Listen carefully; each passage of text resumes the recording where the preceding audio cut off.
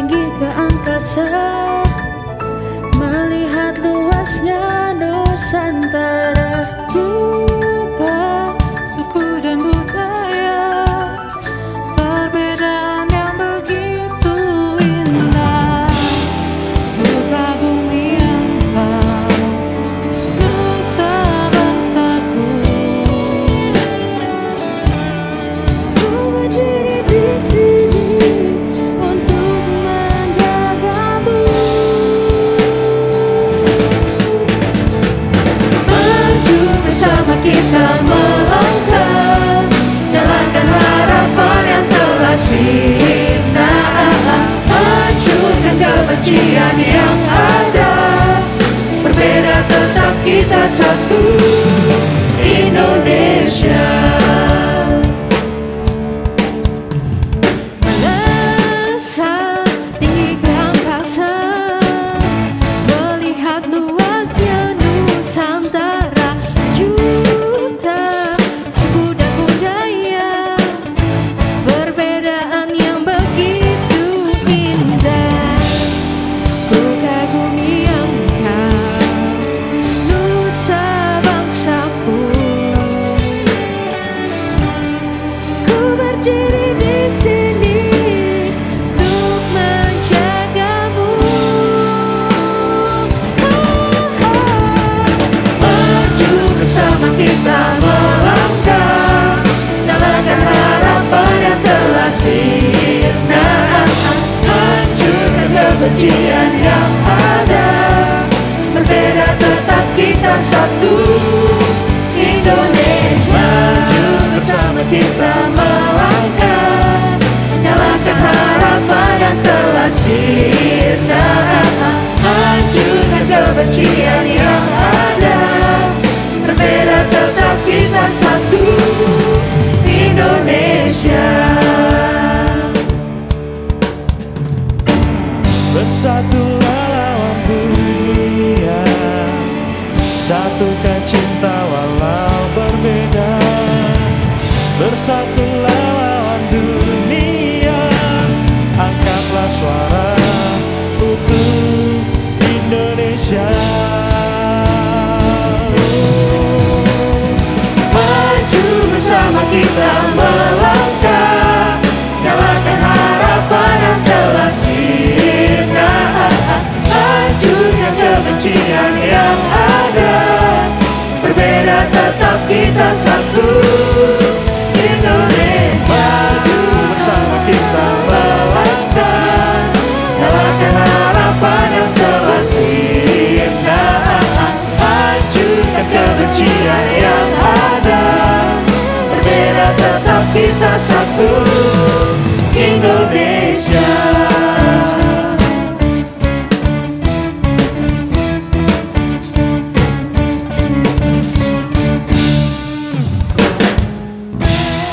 Mari bersama kita sorakan haleluya. Haleluya. Come on.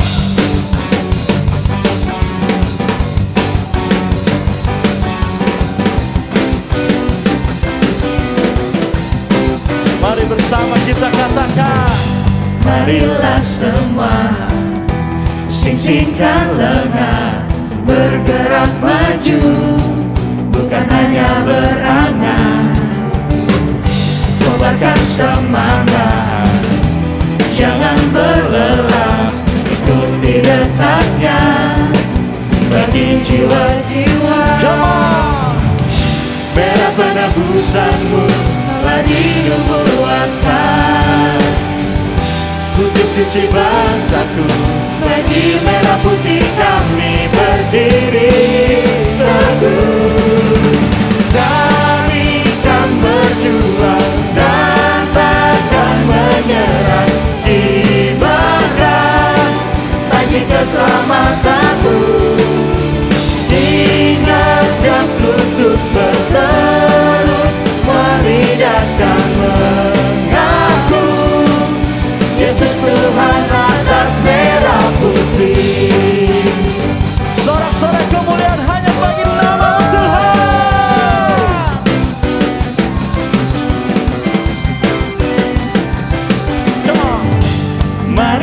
semua, sisihkan lengan, bergerak maju, bukan hanya berangan. Kobarkan semangat, jangan berlelah, ikuti detaknya bagi jiwa-jiwa.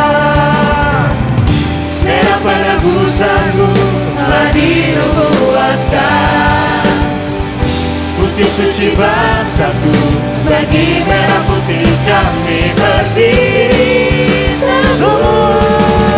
Kami kan berjuang dan takkan menyerah, kibarkan panji keselamatanmu, hingga setiap lutut bertelut, semua lidah kan mengaku Yesus Tuhan atas merah putih. Kami kan berjuang dan takkan menyerah, kibarkan panji keselamatanmu, hingga setiap lutut bertelut, semua lidah kan mengaku Yesus Tuhan atas merah putih.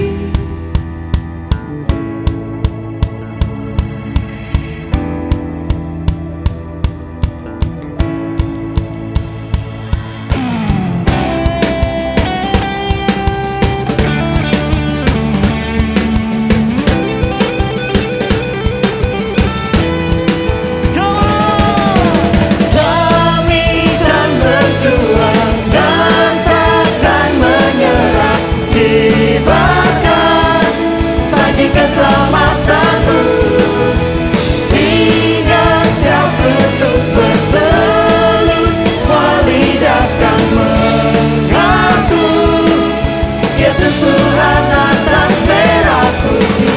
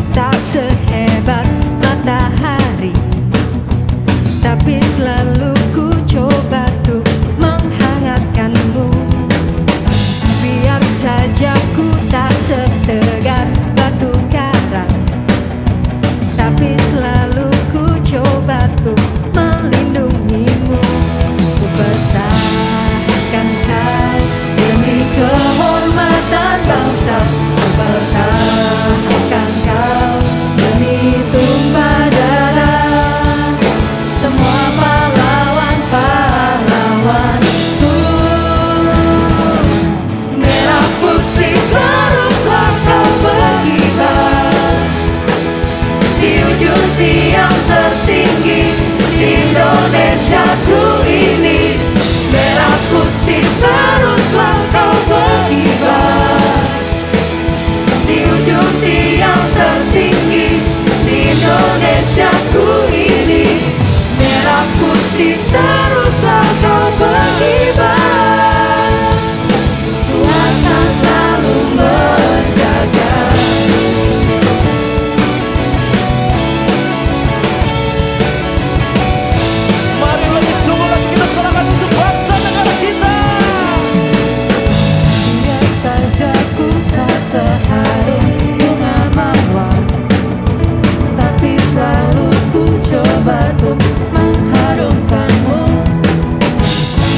Saja ku tak seelok langit sore, tapi selalu ku coba untuk mengindahkanmu.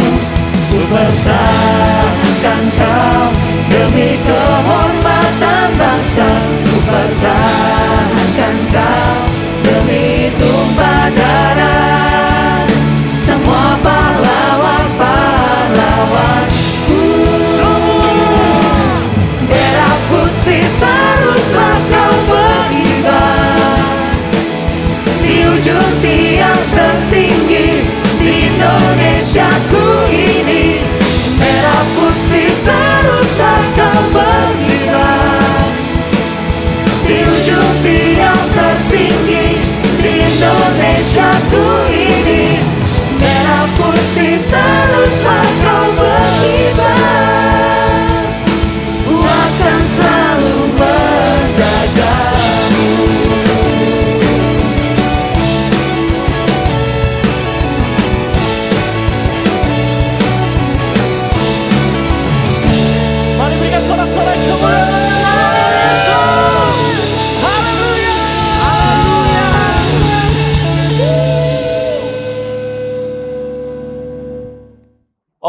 Hey Eco Generation, happy weekend, selamat akhir pekan, dan pastinya selamat beribadah online. Hari ini sama-sama kita buka hati kita untuk kebenaran firman Tuhan yang akan saya sampaikan.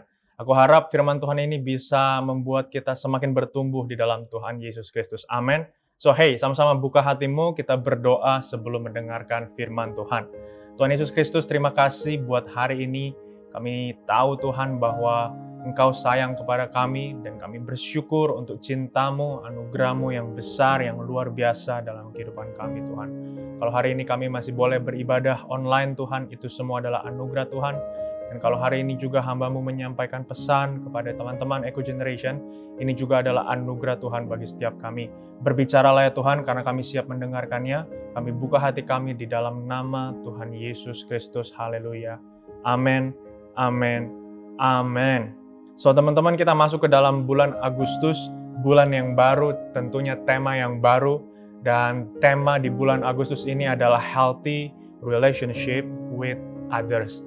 Hubungan yang sehat dengan sesama, healthy relationship with others. Kalau di bulan lalu kita belajar tentang healthy relationship with God, kepada Tuhan, maka di bulan ini kita belajar hubungan yang sehat dengan sesama.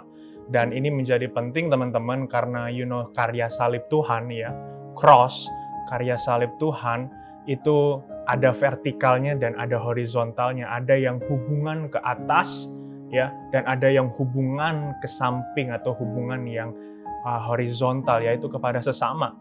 Dan karya salib Tuhan itu ya, itu menceritakan tentang hubungan ya, tentang kasih ya, tentang anugerah yang begitu besar bagi kita semuanya. Dan salib itu artinya hubungan ya, antara hubungan vertikal dan juga hubungan yang horizontal. Oleh karena itu kita perlu belajar kedua-duanya supaya kita sama-sama bisa seperti Tuhan Yesus Kristus. Amin. Dan tentunya terus menggiring pribadi Tuhan Yesus Kristus di dalam kehidupan kita. So berhubungan dengan itu, I'm going to share you guys a message tentang toxic relationships. Toxic relationship atau hubungan yang beracun, hubungan yang toxic. Ya, I think kita udah tahu semua ya apa itu toxic relationship ya, sering banget dipakai di kosakata kita anak-anak muda, toxic ya. Entah itu dalam hubungan dengan teman, sahabat gitu ya. Entah itu hubungan dengan pasangan kita, dengan pacar atau mungkin dengan PDKT-an gitu ya. Bahkan dengan orang tua dan juga dengan saudara-saudara kita sering menggunakan istilah toxic dalam hubungan kita.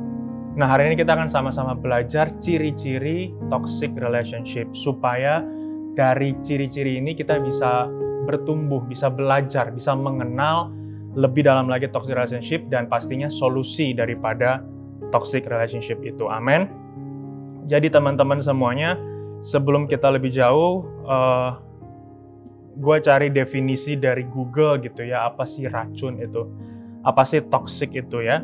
Jadi toxic itu artinya bisa zat ya, entah itu benda cair, benda padat atau gas yang masuk ke dalam tubuh manusia atau apapun lah ya gitu yang bisa masuk ke dalam tubuh manusia dan sifatnya merusak manusia itu. Sama kan dalam hubungan tadi yang seperti Ayu udah jelaskan, entah itu di keluarga ya, entah itu di hubungan dengan sesama, entah itu dengan teman, dengan siapapun ya, itu masuk ke dalam hati kita, masuk ke dalam mental kita, dan itu bisa merusak kita, yaitu yang dinamakan dengan toksik atau racun ya. Mungkin nanti kita akan lebih belajar lagi ciri-ciri toxic relationship lebih jauh, tapi sebelum lebih jauh, Ayo mau bilang bahwa 1 Yohanes 4 ayat 20 bilang gini, jikalau seorang berkata, aku mengasihi Allah, dan ia membenci saudaranya, maka ia adalah pendusta. Karena barang siapa tidak mengasihi saudaranya yang dilihatnya, tidak mungkin mengasihi Allah yang tidak dilihatnya. 1 Yohanes 4 ayat 20 bilang ini. Dan bulan lalu kan kita belajar tentang hubungan yang sehat dengan Tuhan, relationship with God. Dan bulan ini tentang relationship with others, tentang hubungan tentang sesama dengan sesama gitu ya. Dan kalau kita udah mengerti bahwa kita punya relasi yang bagus dengan Tuhan, kita mengasihi Tuhan, kita melayani Tuhan, maka harusnya hubungan dengan sesama juga harus sama baiknya. hubungan dengan sesama juga harus sama sehatnya. Kalau enggak dikatakan kita adalah seorang pendusta. Ya karena tadi karya salib tadi itu ya, salib Kristus itu atau orang yang percaya kepada salib Kristus itu harusnya bukan hanya hubungan dengan Tuhan saja yang baik, ya itu bagus dan sangat bagus sekali. Itu yang terutama, kasihilah Tuhan Allahmu dengan segenap hatimu, dengan segenap jiwamu, dan dengan segenap akal budimu. Tapi hukum kasih yang kedua atau hukum salib yang kedua adalah kasihilah sesamamu manusia seperti dirimu sendiri. Jadi hubungan yang horizontalnya, hubungan dengan sesamanya, hubungan dengan teman-teman, hubungan dengan manusia harus sama baiknya dengan hubungan kita dengan Tuhan. Kalau kita saling membenci, kalau kita saling toksik, maka kita dikatakan adalah pendusta. So, hari ini kita akan sama-sama belajar ciri-ciri hubungan yang toksik. Dan aku akan kasih solusinya supaya kita tidak terjerat dalam toxic relationship. Sama-sama belajar, sama-sama mau buka hati. Yang pertama, ciri-ciri hubungan yang toksik, yaitu saling menyalahkan. Ayo, saling menyalahkan. Ini yang cowok-cowok dan cewek-cewek hari ini udah mulai panas ya, padahal baru judulnya belum dijelasin tapi udah panas telinganya. Saling menyalahkan. Nah, kita akan baca Kejadian 3 ayat 11 sampai dengan yang ke-13. Firman-Nya, siapakah yang memberitahukan kepadamu bahwa engkau telanjang? Apakah engkau makan dari buah pohon yang kularang engkau makan itu? Manusia itu menjawab, Adam di sini, si cowok di sini, bilang bahwa perempuan yang kau tempatkan di sisiku, dialah yang memberi dari buah pohon itu kepadaku, maka ku makan. Kemudian berfirmanlah Tuhan kepada perempuan itu, apakah yang telah kau perbuat ini? Jawab perempuan itu, ular itu yang memperdayakan aku, maka ku makan. Jadi ciri-ciri toxic relationship yang pertama adalah saling menyalahkan. Lihat nih, Kejadian 3 sampai 11 sampai 13.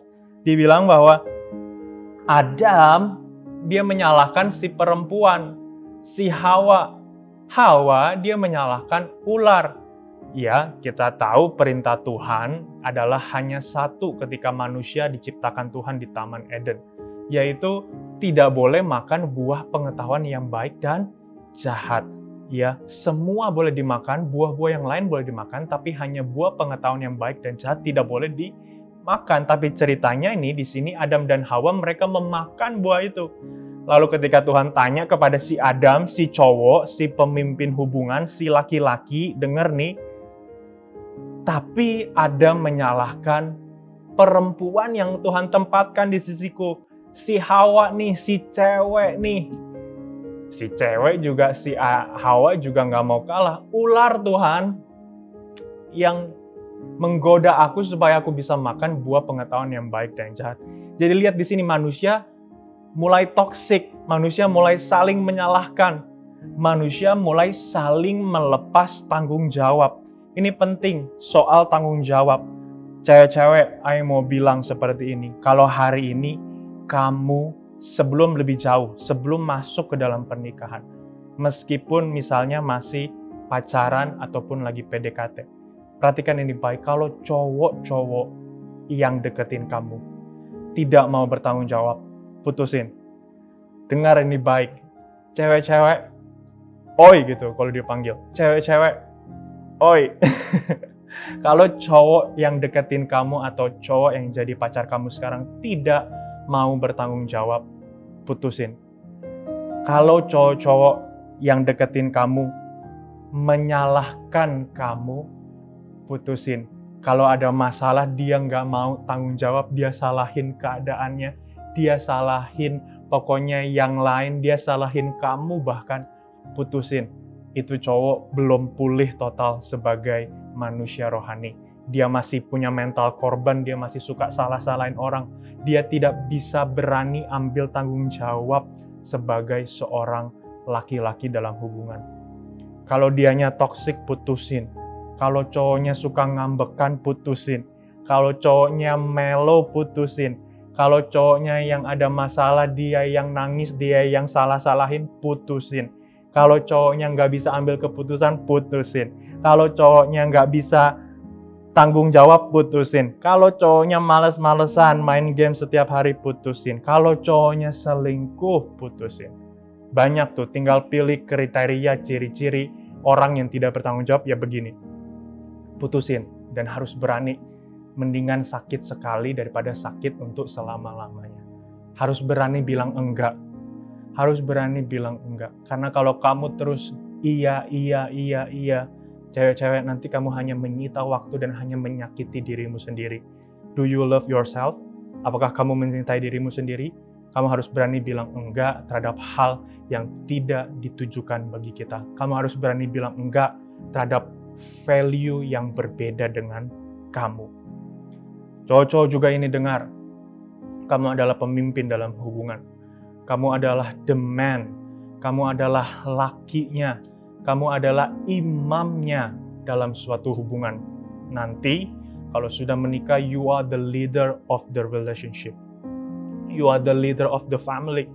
Dan belajarnya itu ya belajar dari sekarang. Menurut saya, kalau belum dewasa enough, kalau belum mengerti betul kalau kamu ini adalah pemimpin, maka lebih baik jangan pacaran. Menurut saya itu lebih dewasa sekali, lebih luar biasa sekali, lebih bertanggung jawab sekali. Karena ngurus diri sendiri aja belum betul, jangan coba-coba untuk mengurus orang lain. Jangan coba-coba untuk berhubungan dengan orang lain. Jangan coba-coba berhubungan apalagi berpacaran dengan orang lain. Karena itu akan merugikan kamu juga pastinya. Dan itu akan merugikan orang-orang yang bersama-sama dengan kamu. Kamu akan membuang-buang waktu kamu juga akan membuang waktu-waktu orang lain. Lebih baik dewasa enough menurut saya kalau kamu tidak pacaran terlebih dahulu. Dan kamu benar-benar cari perkenanan Tuhan terlebih dahulu sebelum kamu masuk ke dalam hubungan yang selanjutnya. Katakan amin. Karena kalau enggak yang terjadi adalah toksik seperti ini, saling menyalahkan nantinya. Hubungan jadi nggak baik, pacaran nanti jadi nggak baik, PDKT jadi nggak baik. Yang tadinya teman baik-baik ketika masuk ke dalam relationship, mereka jadinya berantem terus karena saling menyalahkan. Yang cowok nggak mau ambil tanggung jawab, yang cewek juga nggak mau disalahin, akhirnya saling berantem, saling tuduh-tuduhan, saling nggak mau tanggung jawab. Dan pastinya itu jadi toksik dan capek, beban, capek mental, capek semua-muanya. Dan hey, hari ini kita sama-sama belajar. Kalau ciri-ciri orang yang toxic relationship adalah orang yang tidak mau tanggung jawab. Terus solusinya apa? Solusinya apa? Ya belajar dewasa. Mau nggak mau belajar dewasa. Ya, belajar untuk menjadi dewasa. 1 Korintus 13 ayat 11 bilang gini, ketika aku kanak-kanak, aku berkata seperti kanak-kanak. Aku merasa seperti kanak-kanak. Aku berpikir seperti kanak-kanak. Sekarang sesudah aku menjadi dewasa, aku meninggalkan sifat kanak-kanak itu. Jadi kalau masih bocah, masih kanak-kanak, sifatnya masih kanak-kanak, perkataannya masih kanak-kanak, pikirannya masih kanak-kanak, mendingan jangan pacaran dulu. Nanti setelah kita berproses menjadi dewasa, ketika kita sudah bisa meninggalkan sifat kanak-kanak itu, ketika kita sudah tidak lagi berkata seperti kanak-kanak, kita sudah bisa berpikir tidak seperti kanak-kanak, maka di saat itu adalah saat yang tepat kita bisa bangun hubungan. Dan kalau enggak, kamu hanya membuang waktu, membuang pikiran dan perasaan, dan hanya capek aja. Ya, nanti ujung-ujungnya yang disalahin Tuhan. Dan pasti itu adalah hubungan yang tidak sehat.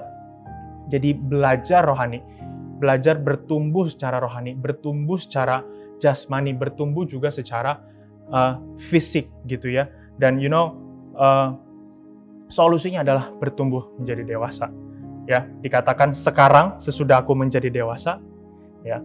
Artinya dia sudah meninggalkan sifatnya yang lama, dia sudah meninggalkan sifatnya yang kekanak-kanakan itu, dia sudah berani ambil tanggung jawab, dia sudah berani untuk tidak menjadi korban, dia sudah berani untuk bilang iya terhadap hal-hal yang Tuhan izinkan terjadi dalam kehidupan dia sudah mengenal identitas diri dia sudah mengenal siapa Tuhan di dalam diri dia sudah dewasa baik secara rohani dan jasmani, maka baru kita bisa masuk ke dalam relasi. Dan aku yakin toxic relationship itu tidak akan terjadi ketika kita sudah belajar menjadi dewasa.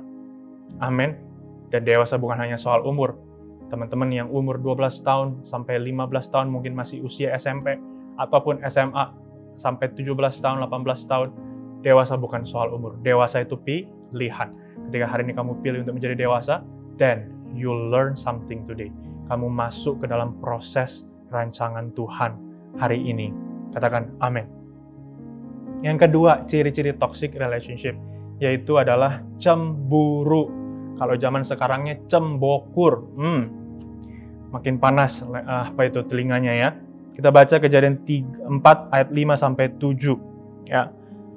Tetapi Kain dan korban persembahannya tidak diindahkan Tuhan. Lalu hati Kain menjadi sangat panas dan mukanya muram. Firman Tuhan kepada Kain, "Mengapa hatimu panas dan mukamu muram? Apakah mukamu tidak akan berseri jika engkau berbuat baik? Tetapi jika engkau tidak berbuat baik, dosa sudah mengintip di depan pintu. Ia sangat menggoda engkau, tetapi engkau harus berkuasa atasnya." Kain dan Habel, ya, anak-anak daripada Adam dan Hawa. Ini berlanjut nih, kalau toxic relationship tidak selesai di satu generasi, maka ini akan berlanjut terus ke generasi selanjutnya. Akan berlanjut ke anak cucu kita nantinya. Makanya orang-orang dewasa rohani, orang-orang percaya kepada Tuhan, anak-anak Tuhan, harus tidak toxic dalam relationship. Harus benar-benar rohani, secara dewasa rohani, harus benar-benar matang betul, harus benar-benar mengerti betul firman Tuhan supaya toxic relationship bisa tidak berlanjut kepada generasi. Amin. Dan dilihat di sini ada kecemburuan nih di sini. Ya, ada kecemburuan di hati Kain karena korban Habel yang diterima sama Tuhan. Korban persembahan Kain tidak diterima sama Tuhan. Korban persembahan Habel yang diterima sama Tuhan. Di sini ada iri hati Kain terhadap Habel, ada cemburu Kain terhadap Habel, ada cembokur Kain terhadap Habel. Dan kita tahu kisah selanjutnya adalah Kain membunuh Habel karena perasaan iri, karena perasaan cemburu. Padahal dikatakan di situ ada firman Tuhan yang berbicara kepada dia. Ya, ada Tuhan yang langsung berbicara kepada dia, ada firman Tuhan yang diberitakan kepada Kain. Tetapi Kain tetap cemburu kepada Habel. Kain tetap merasa jengkel, merasa iri kepada Habel dan malah membunuhnya. Ya, nah ini yang Aing mau bilang. Ya, orang yang dengar firman Tuhan aja, ya, orang yang Kristen aja katanya itu bisa untuk tidak punya hubungan dengan Tuhan. Itu bisa sudah mendengarkan firman tapi tidak melakukannya. Perhatikan ini baik para pejuang cinta beda agama. I'm sorry to say. Kalau hari ini kamu ada dalam hubungan pacaran beda agama, putusin. Karena itu tidak akan berjalan baik. Kalaupun ada yang baik, kamu hanya lihat yang baik. Kamu nggak tahu bagaimana di belakang layar mereka. Kamu nggak tahu bagaimana kehidupan asli mereka. Ya, karena dari segi pemerintahan aja, dari segi legal saja, kita tidak bisa nikah beda agama di negara ini. Kita harus satu keyakinan, kita harus satu agama, kita harus punya satu visi ya yang sama supaya kita bisa dinikahkan sah di negara kita. Jadi kalau misalkan ada pasangan yang beda agama, perlu dicek legal atau tidaknya mereka. Mungkin mereka tidak punya sertifikat menikah. Atau mereka hanya kumpul-kumpul kebo dan lain sebagainya macamnya. Jadi, perhatikan ini baik. Kamu hanya membuang-buang waktu kamu. Again, kamu hanya membuang-buang energi kamu, pikiran dan perasaan kamu untuk memperjuangkan sesuatu yang susah. Untuk memperjuangkan sesuatu yang tidak perlu diperjuangkan sebenarnya. So, yang Kristen aja belum tentu takut Tuhan. Jadi kalau cari pacar, cari pasangan, please yang takut Tuhan. Please yang punya hubungan dengan Tuhan. Please yang melayani Tuhan. Bahkan yang melayani aja belum tentu juga takut Tuhan. Harus yang takut Tuhan. Harus benar-benar yang menjalankan firman Tuhan. Benar-benar ngerti, benar-benar dewasa secara rohani. Karena kalau enggak, kamu akan capek aja. Ya. Dan juga ini, ciri-ciri toxic relationship adalah cemburu kan.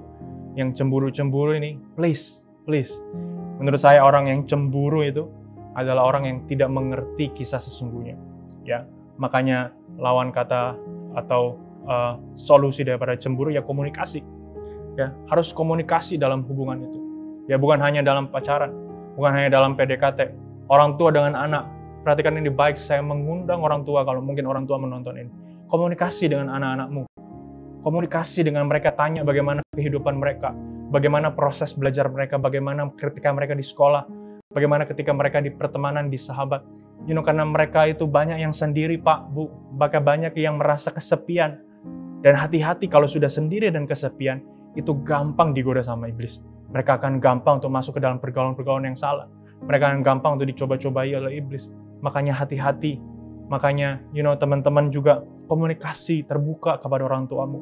Atau mungkin kalau engkau merasa jauh daripada orang tuamu, terbuka kepada your pastor atau kepada teman-teman leader yang ada di Eco Generation. We happy to help you.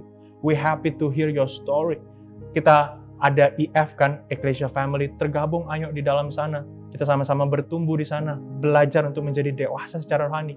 Kita belajar untuk sama-sama bertumbuh di EF itu. Come on, join us. We are happy to help you. Kita senang banget untuk membantu teman-teman. Kita senang banget untuk bisa mendengarkan cerita-ceritamu. So hey, yang cemburu-cemburu ini, ya perhatikan ini baik. Yang pacaran juga, ya komunikasi, come on. Komunikasi adalah jawabannya, adalah solusinya. Ya, komunikasi harus menjadi solusinya. Ya, karena kalau enggak nanti kita akan cemburu-cemburuan terus. Amin. So yang ketiga, yang terakhir, ciri-ciri toxic relationship adalah tidak memahami kasih. Dan menurut saya ini hal yang paling krusial sekali, hal yang paling penting sekali, hal yang paling damage-nya besar sekali adalah tidak memahami kasih. Ya, tidak memahami kasih tapi sudah masuk ke dalam hubungan. Tidak memahami apa itu sayang tapi sudah sayang-sayangan, ini yang bahaya. Ya. Karena kita hidup di zaman yang serba instan nih, ya. Semua-muanya itu instan, ya. Makanya penjelasan atau komunikasi atau relasi itu maunya juga yang instan. Ya, padahal sebenarnya tidak saling memahami, tidak mengerti, tidak memahami betul apa itu kasih. Tapi karena kita hidup di zaman yang serba instan, makanya semuanya maunya instan, hubungan maunya yang instan, komunikasi maunya yang instan. Cowok-cowok, perhatikan ini baik, pagi baru ngechat, malam bisa tembak. Itu pikiranmu di mana? Cewek-ceweknya juga bisa terima lagi sambil malu-malu. Kamu beneran mau jadi pacar aku? Kamu beneran mau jadi pacar? Hey, komunikasi dan komunikasi tidak ada yang instan. Hubungan tidak ada yang instan. Itu harus dijalin dari mana ya? Dari pertemanan. Dan pertemanannya harus lama. Harus benar-benar ngerti betul bagaimana sifat asli dia. Harus benar-benar ngerti betul bagaimana background dia. Harus mengerti betul apakah dia takut Tuhan atau enggak. Ayo, banyak pertimbangan yang kita harus pertimbangkan sebelum masuk ke dalam hubungan yang lebih lanjut. Ya, jangan buru-buru. Ya, jangan instan. Ya, jangan maunya serba cepat. Ya, nanti kita malah kehilangan esensi kasih. Ya, mendingan kita love ourselves dulu, dan aku setuju banget. Mendingan kita pahami dulu kasih Tuhan dalam kehidupan kita itu bagaimana. Mendingan kita pahami dulu bahwa Tuhan Yesus yang telah mati di atas kayu salib, yang besar itu, yang luar biasa itu, yang penuh itu yang terutama dulu. Ya, hubungan kita dengan Tuhan itu yang terutama dulu. Diri kita dengan Tuhan itu yang terutama dulu. Sebelum kita masuk ke dalam hubungan yang selanjutnya. Amin. Yohanes 3 ayat 16.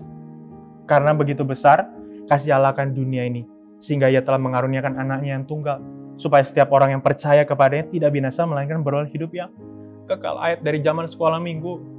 Tapi ayat ini juga yang paling sering kita lupakan kalau dalam memilih jodoh. Amin apa amin? Amin kan? Kita udah tahu bahwa Tuhan itu sayang sama kita. Karena begitu besar kasihnya akan kita. Karena begitu besar kasihnya akan dosa-dosa kita. Karena begitu besar kasihnya akan dunia ini. Sehingga dia mau mati di atas kayu salib.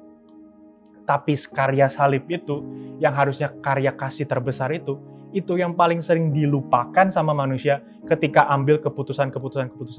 Ketika ambil langkah selanjutnya. Ketika ambil masuk ke dalam hubungan selanjutnya. Iya apa iya? Iya. Coba bayangkan kasih yang terbesar itu disia-siakan sama manusia hanya untuk pilihan-pilihan yang sementara ini. Hanya untuk disia-siakan untuk pilihan yang membuang-buang energi kita. Mungkin Tuhan di sorga lihat begini, aduh, kamu kok kapan capeknya ya? Kamu kok kapan jerahnya ya? Kok kamu kapan tobatnya ya? kapan tobatnya? Ya kapan benar-benar mengerti kasih yang besar itu hanya datang daripada Tuhan. Kapan mengerti, kapan paham ya bahwa karya salib Tuhan itu adalah yang terbesar di dunia ini. Tidak ada kasih yang lebih besar daripada seseorang yang memberikan nyawanya menjadi tebusan untuk sahabat-sahabatnya. Hanya Tuhan Yesus, teman-teman semuanya. So hey, kalau kita belum memahami esensi kasih, esensi sayang, lebih baik jangan pacaran dulu. Lebih baik jangan buang-buang waktu kamu dulu. Lebih baik jangan hubungan-hubungan dulu. Amin. Perbaiki hubungan dirimu dengan Tuhan dulu. Ya, ngerti dulu kasih Tuhan itu seberapa besar dalam kehidupan kamu. Dan saya yakin hubungan dalam sesama kamu juga akan menjadi lebih baik karena kamu mengerti hal itu. Amin. Saya akan bacakan 1 Korintus 13. Di sini adalah definisi kasih. Ya, kasih adalah apa, kasih adalah apa, kasih adalah apa. Ya, I hope teman-teman bisa merefleksikannya setelah saya membacakan ini. Saya akan bacakan pelan-pelan supaya kita benar-benar ngerti apa arti kasih itu. Ya, teman-teman siap? Ini ayat yang terakhir juga by the way, so teman-teman dengar ini baik-baik. 1 Korintus 13 ayat 4 sampai 7. 1 Korintus 13 ayat 4 sampai 7. Perhatikan ini baik, dengar ini baik. Kasih itu sabar. Kasih itu murah hati. Kasih itu tidak cemburu. Ia tidak memegahkan diri dan tidak sombong. Ia tidak melakukan yang tidak sopan, tidak mencari keuntungan diri sendiri. Kasih tidak pemarah dan tidak menyimpan kesalahan orang lain. Kasih tidak bersukacita karena ketidakadilan, tetapi ia bersukacita karena kebenaran. Kasih menutupi segala sesuatu, percaya segala sesuatu, mengharapkan segala sesuatu, sabar menanggung segala sesuatu. Itu kasih. Dan saya nggak tahu bagian mana atau definisi mana, poin mana yang berbicara kepada kamu. Tapi hey, renungkan ini baik. Ada banyak definisi kasih itu. Ada banyak kasih atau poin-poin kasih yang sedang kita bicarakan hari ini. Dan I don't know apa yang berbicara kepada kamu. Dan hey, menurut saya hal yang berbicara dalam hatimu itu adalah hal yang Tuhan mau ubah hari ini. Kalau mungkin kau dalam hal kesabaran, engkau masih belum bisa sabar, maka kasih Tuhan Yesus memampukan kamu untuk sabar. Kalau hari ini mungkin kamu masih cemburuan, kamu masih gak jelas, gak tahu, pokoknya ada dendam dalam hati kamu, kasih Tuhan Yesus yang sanggup memulihkan kamu. Kalau mungkin hari ini kamu masih cari untuk kepentingan dirimu sendiri, kasih tidak cari kepentingan diri sendiri. Biar kasih daripada Tuhan Yesus memulihkan kamu. So it's no longer I who live, but Christ lives in me. Aku bukannya aku lagi, aku bukannya untuk keuntungan aku lagi, tetapi untuk Tuhan Yesus saja. Kolose 3:23, apapun yang kulakukan hanya untuk Tuhan Yesus Kristus. Amin. Mungkin engkau mengharapkan segala sesuatu, tapi rasanya kok harapanmu sia-sia di dalam Tuhan. Kayaknya kok harapanmu sia-sia dan kayaknya mentok sana, mentok sini, mentok sana, mentok sini. Tapi hey, aku percaya kasih dari Bapa di sorga itu memampukan kamu,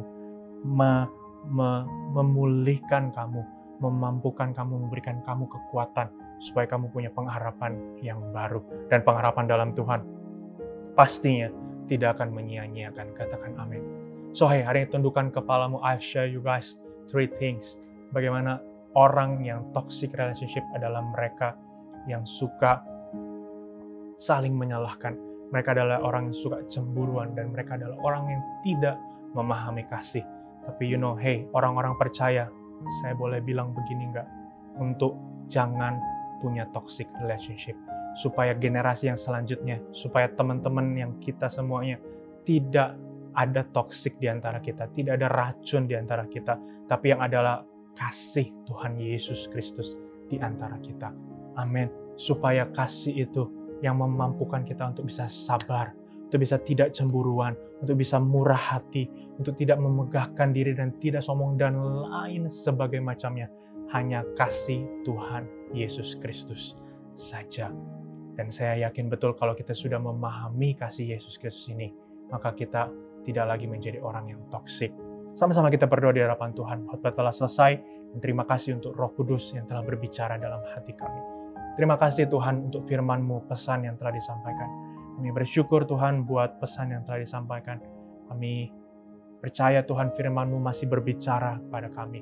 Roh Kudus masih bekerja sampai hari ini.